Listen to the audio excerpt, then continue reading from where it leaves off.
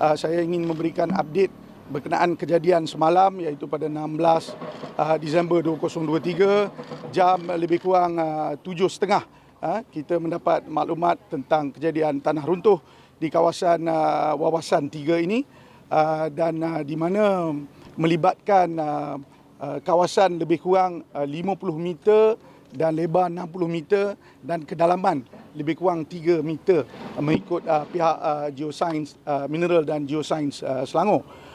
Jadi deretan rumah di mana kejadian itu berlaku melibatkan 9 buah rumah, dan di mana semua penghuni-penghuni telah diarahkan untuk berpindah, dan pihak pejabat daerah serta MBSJ Majlis Bandaraya telah menempatkan atau menyediakan satu pusat pemindahan sementara di mana hanya satu keluarga seramai 8 orang telah berpindah ke pusat pemindahan sementara tersebut. Manakala 8 lagi penghuni telah berpindah ke rumah saudara ataupun rakan mereka lah. Dan kawasan keadaan di sini seperti mana kita juga tahu bahawa tiada sebarang kemalangan jiwa berlaku. Cuma dari segi aset ada 4 kenderaan sahaja yang dilaporkan telah terumban masuk ke tanah yang runtuh itulah.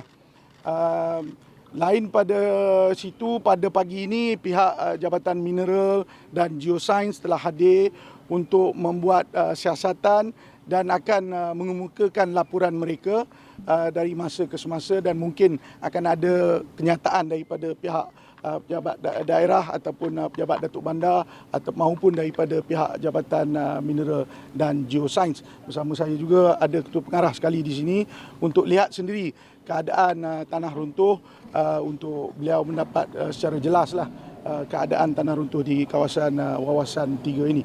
So ada apa-apa soalan lagi? Ya, Tuan. Tuan, setakat ni ada pergerakan lagi ke? Untuk proses mitigasi, mitigasi telah dilaporkan pihak MBSJ dan juga pihak jabat daerah menggunakan kaedah steel piling, iaitu cerucuk keluli besi. Mereka akan masukkan di kawasan hujung. Kita dapat dengar sekarang ni kerja-kerja bermula daripada jam 4 pagi tadi.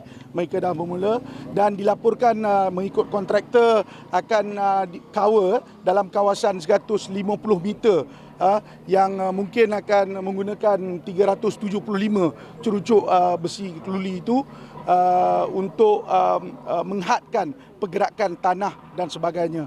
Jadi tindakan-tindakan lain daripada jabatan-jabatan yang berkaitan seperti Jabatan Air Selangor telah pun menutup bekalan air kerana paip di bawah tanah itu didapati telah pecah kerana pergerakan tanah dan sebagainya.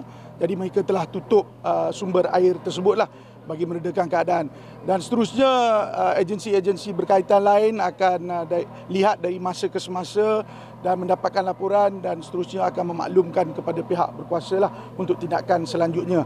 Setakat ini cuma melibatkan 9 rumah deretan depan saja, dan kita akan tunggu laporan-laporan daripada pihak agensi lain sekiranya rumah-rumah lain juga perlu dipindahkan. Dan seperti mana saya nyatakan tadi, proses mitigasi untuk menjaga kawasan tanah ini bermula dengan satu projek, iaitu steel sheet piling, dan kemudiannya akan juga adakan canvassing supaya tidak ada air masuk ke kawasan tersebut, supaya tanah itu lebih baiklah untuk kerja. Kalau tidak, takut lagi dengan keadaan cuaca.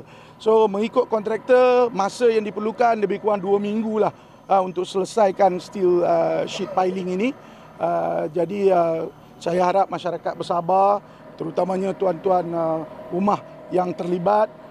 So kita menunggu arahan selanjutnya daripada pihak berwajib lah.